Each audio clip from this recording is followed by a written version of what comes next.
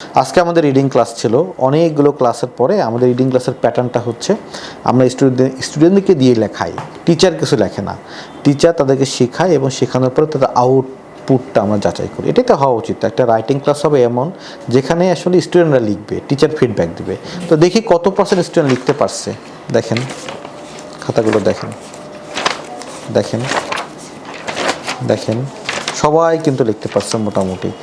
একদম চোখের সামনে আপনাদেরকে দেখাচ্ছি প্রমাণ কত পার্সেন্ট স্টুডেন্ট আমাদের লেখা শিখছে।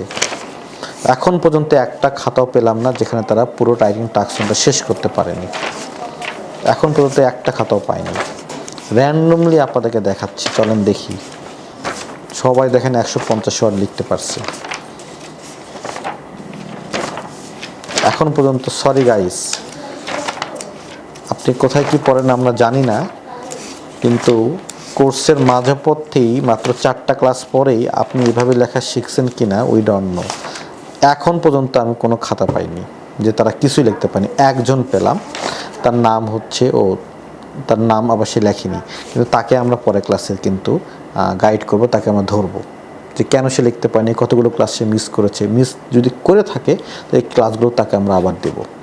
ঠিক এইভাবে আমরা আমাদের ফিডব্যাকগুলো কনফার্ম করি। Thank you.